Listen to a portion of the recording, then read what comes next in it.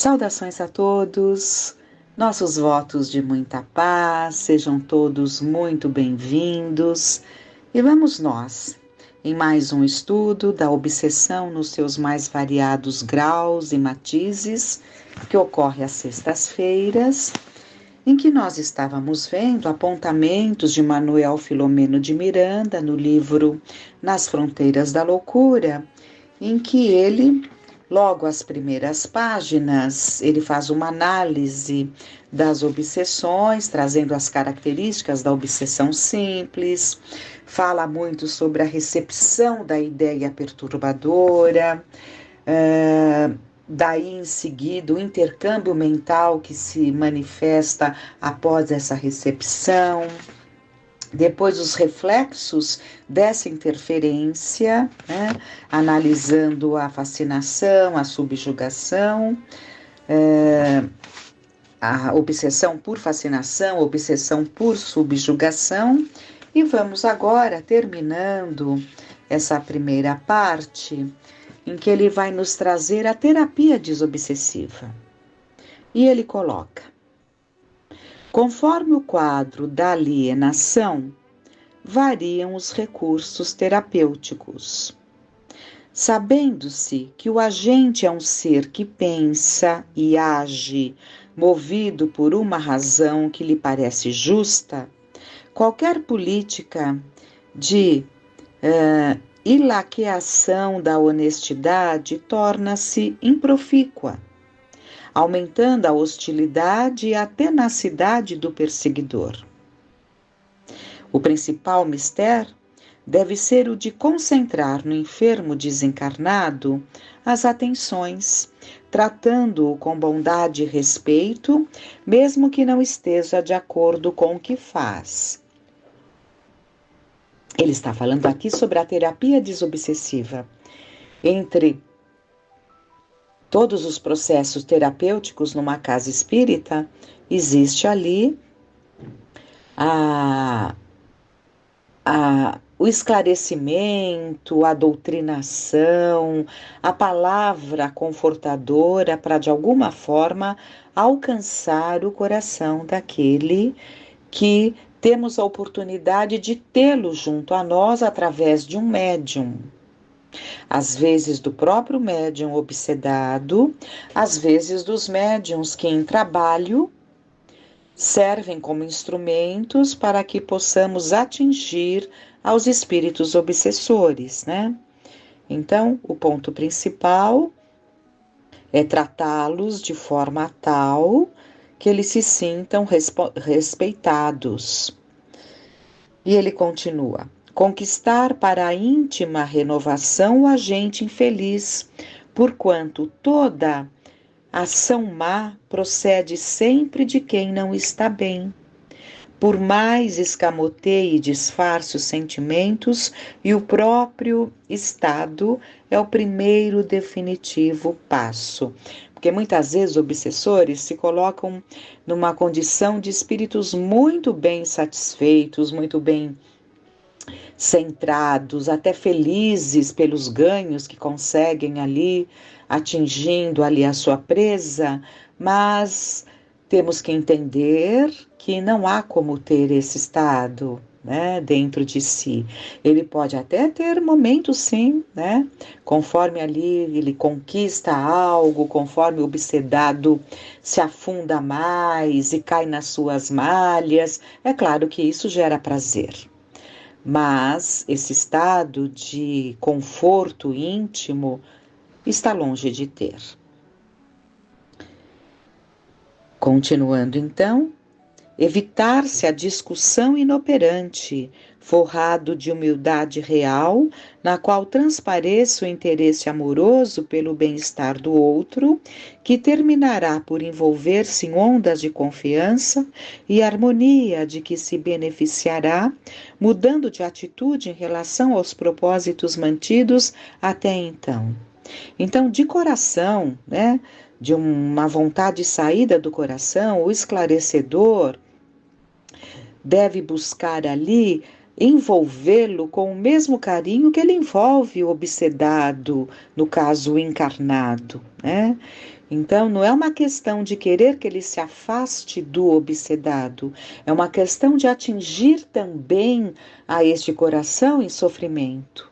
E se ele sentir essa disposição, né, como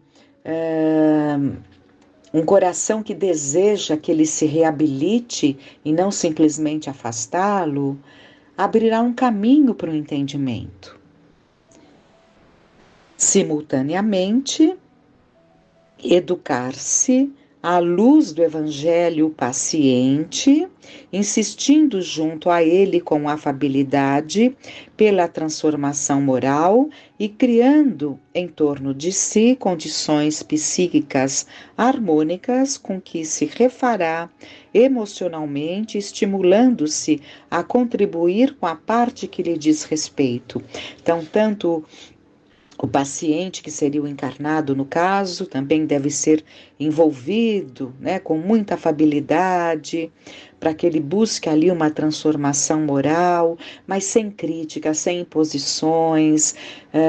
É preciso que tanto ao espírito quanto ao encarnado, como a nós todos, né, nós sejamos levados a compreender as necessidades, não porque alguém nos impõe, mas sim porque numa análise do que vamos lendo, numa análise do que vamos ouvindo, numa análise do que vamos constatando, nós vamos percebendo essa necessidade, né?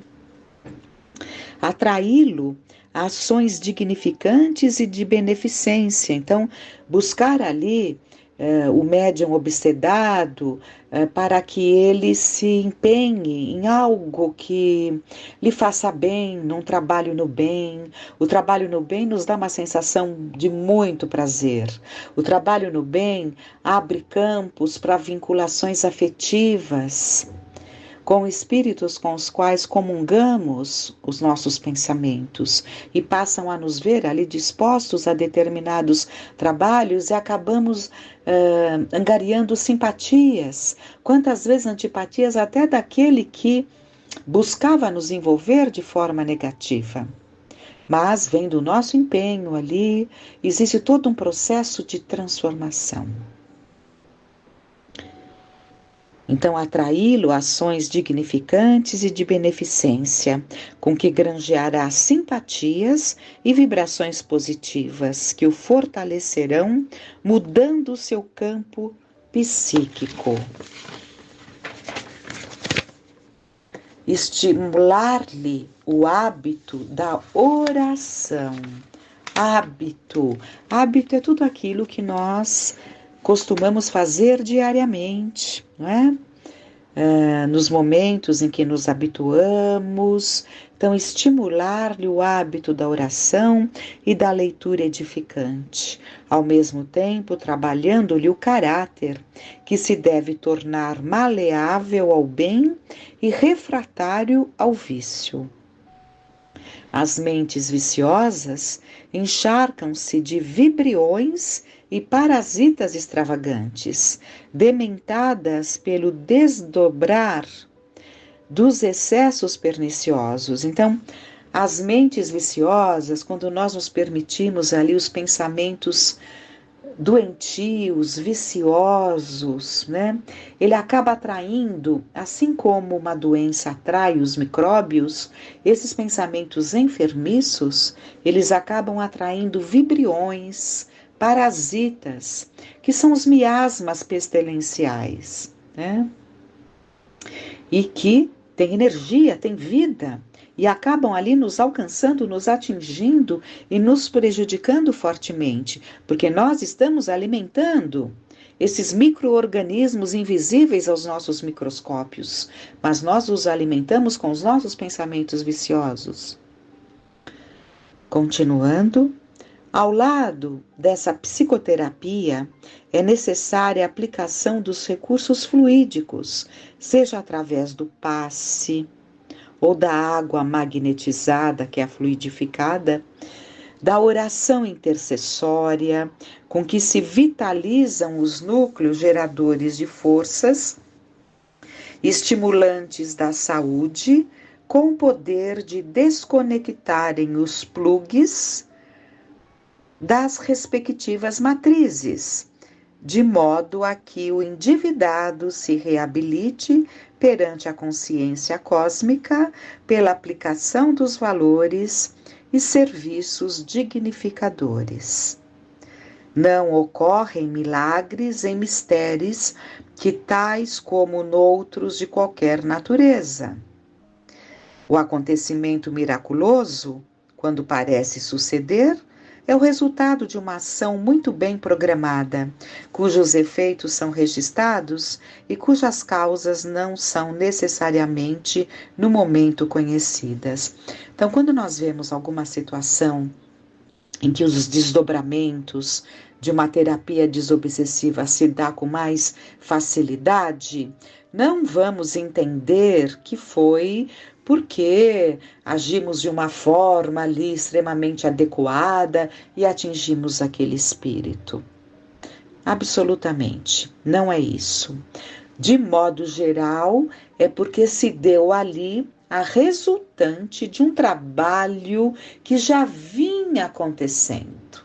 Então, vai se desdobrando um trabalho e tem aquele término, aquele momento em que se atinge de uma forma mais definitiva aquele coração. Isso sim, isso sim. E é muito prazeroso percebermos ali quando um véu, né, é retirado de uma mente enseguecida pelo ódio, enseguecida por um vício, né? Toda pessoa que deseje contribuir na esfera do socorro desobsessivo, que se não descure da conduta íntima, nem das suas ligações com o plano espiritual superior, donde fluem os recursos lenificadores salutares para os cometimentos do amor. Recordando Jesus, diante dos obsediados e dos obsessores, busquemos a sua ajuda e a inspiração na condição elevada que ele ocupa como Senhor dos Espíritos. Senhor dos Espíritos. E para elucidar uma obsessão, para nós entendermos, porque senão nós temos sempre uma ideia de que uma obsessão vem sempre do passado, né? São os transtornos que trazemos, as ligações doentias que trazemos, e de fato acontece. Mas se acontece é porque houve um início. E tudo tem um início, né? E muitas vezes na encarnação que estamos vivendo, nós podemos estar dando início a uma obsessão.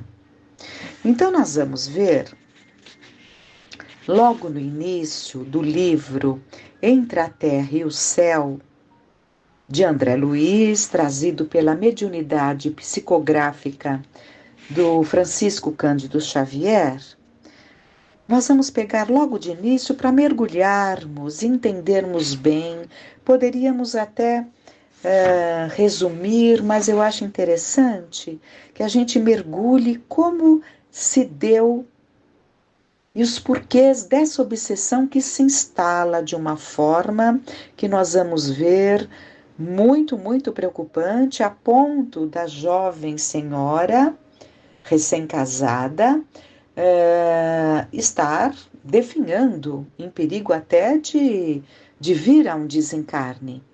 Mas vamos lá então. O primeiro capítulo em que começa, para que nós possamos entender, André Luiz chamou de Em Torno da Prece. E ele nos relata: no Templo do Socorro, o ministro Clarencio comentava, e esse Templo do Socorro, o André Luiz coloca como uma nota no rodapé, que é uma instituição da cidade espiritual em que André Luiz vive ou vivia, né? Não sei se ainda está lá, de repente está até encarnado, mas ele foi recolhido na colônia Nosso Lar, né? Então esse Templo do Socorro é da colônia Nosso Lar, e o ministro Clarencio, que é justamente aquele ministro ligado afetivamente à mãe de a mãe do André Luiz, e a pedido dela, ele acolhe, no momento em que André Luiz abre campo para o acolhimento, ele é recolhido na colônia Nosso Lar. E, a partir do despertar, ele se empenha demais e se transforma num grande trabalhador. E como trabalhador, muito interessado, espírito científico de pesquisa, interessado em nos trazer o seu aprendizado, e ele observa tudo que ele experienciava e nos trazia. E nesse momento, e nos trouxe, né? E nesse momento ele está ali junto do ministro Clarencio, nesse templo do Socorro, e o Clarencio está dizendo: todo desejo, dizia convincente, é manancial de poder. A planta que se eleva para o alto, convertendo a própria energia em fruto que alimenta a vida, é um ser que ansiou por multiplicar-se. Mas todo petitório, reclama quem ouça, interferiu um dos companheiros. Quem teria respondido aos rogos sem palavras da planta? O venerando orientador respondeu tranquilo: a lei, como representação de nosso Pai Celestial, manifesta-se a tudo e a todos, por meio dos múltiplos agentes que a servem. No caso a que nos reportamos, o Sol sustentou o vegetal, conferindo-lhe recursos para alcançar os objetivos que se propunha a atingir. E imprimindo significativa entonação à voz, continuou: em nome de Deus, as criaturas, tanto quanto possível, atendem às criaturas. Assim como possuímos em eletricidade os transformadores de energia para o adequado aproveitamento da força, temos igualmente em todos os domínios do universo os transformadores da bênção, do socorro, do esclarecimento. As correntes centrais da vida partem do Todo-Poderoso e descem a flux, transubstanciadas de maneira infinita. Da luz suprema à treva total e vice-versa, temos o fluxo e o refluxo do sopro do Criador, por intermédio de seres incontáveis, escalonados em todos os tons do instinto, da inteligência e da razão. Então, trabalhadores em todos os campos: instinto, inteligência, razão, da humanidade e da angelitude, que modificam a energia divina de acordo com a graduação do trabalho evolutivo no meio em que se encontram. Cada degrau da vida está superlotado por milhões de criaturas. O caminho da ascensão espiritual é bem aquela escalada milagrosa da visão de Jacó. Como é citada essa escada de Jacó, não é? Que passava pela terra e se perdia nos céus. Então, ele via aquela escada, aquele caminho, um caminho, né? Escada, metaforicamente falando. A prece, qualquer que ela seja, é ação provocando a reação que lhe corresponde. Conforme a sua natureza, paira na região em que foi emitida, ou eleva-se mais ou menos, recebendo a resposta imediata ou remota, segundo as finalidades a que se destina. Desejos banais encontram realização próxima na própria esfera em que surgem. Impulsos de expressão algo mais nobre são amparados pelas almas que se enobreceram. Ideais e petições de significação profunda na imortalidade remontam às alturas.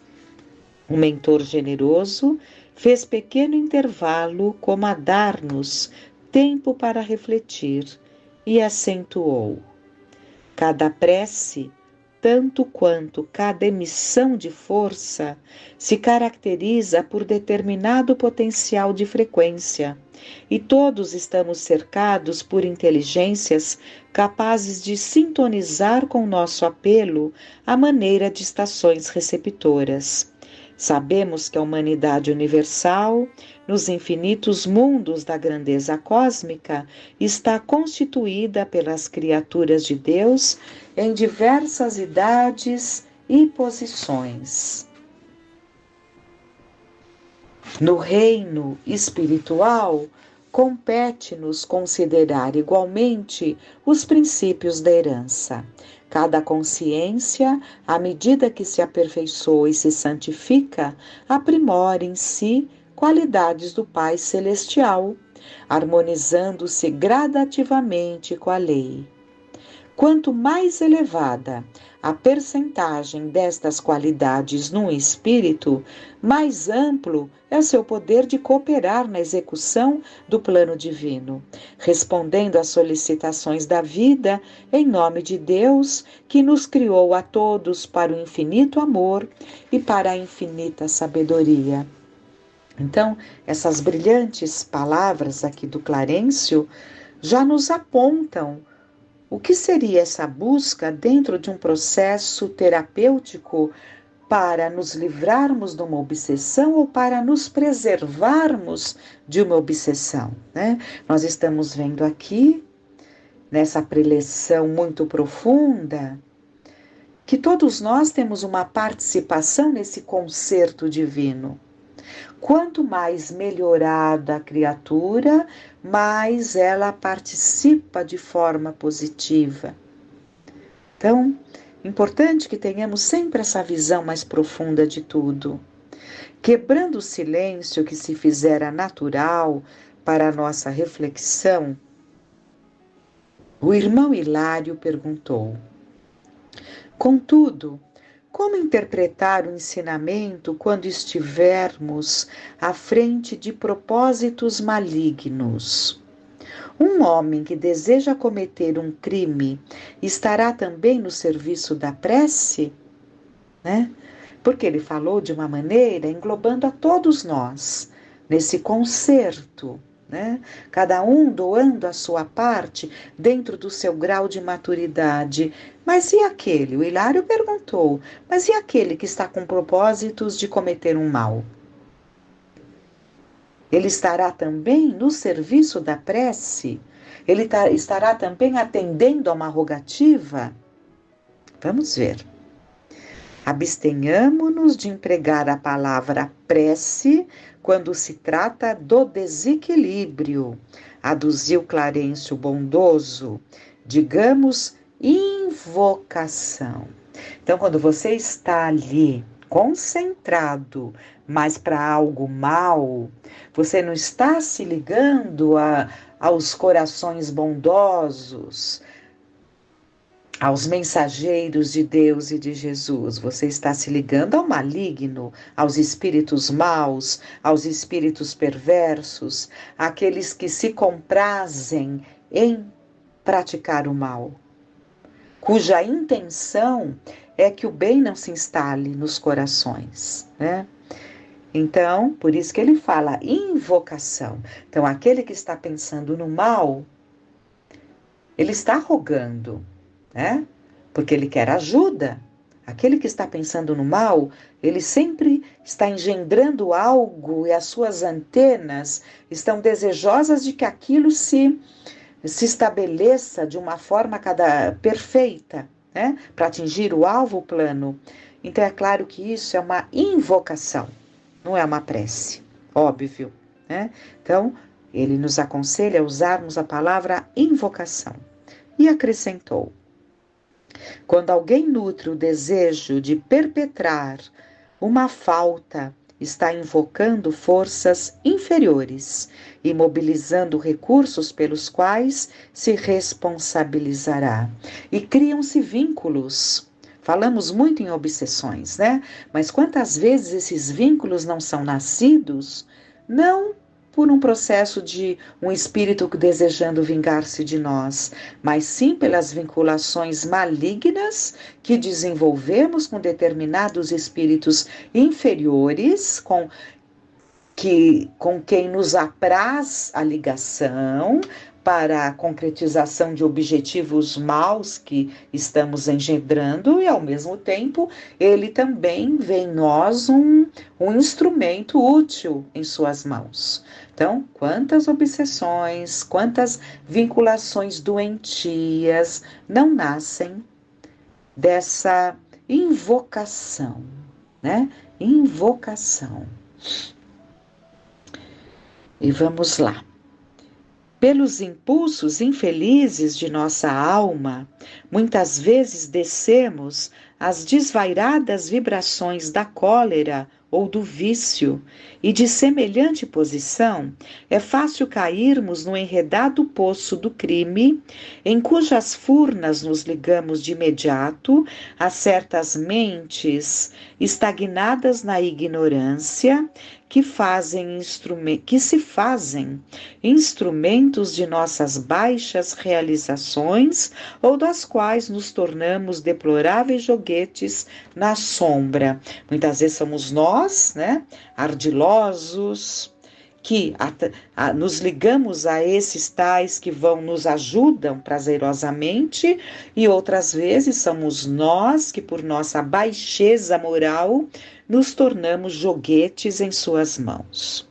Todas as nossas aspirações movimentam energias para o bem ou para o mal.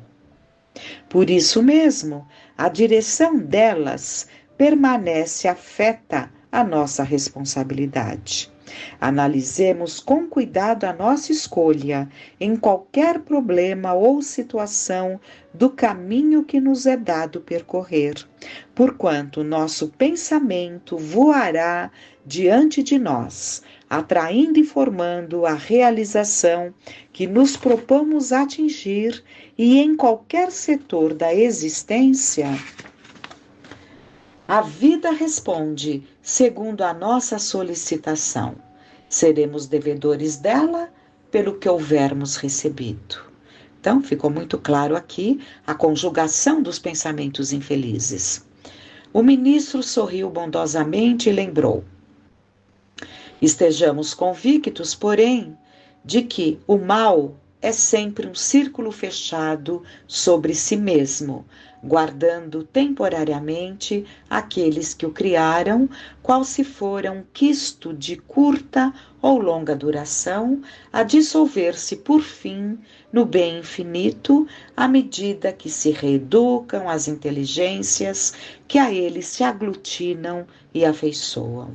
O Senhor tolera a desarmonia, a fim de que, por intermédio dela mesma, se efetue o reajustamento moral dos espíritos que a sustentam, uma vez que o mal reage sobre aqueles que o praticam, auxiliando-os a compreender a excelência e a imortalidade do bem, que é o inamovível fundamento da lei.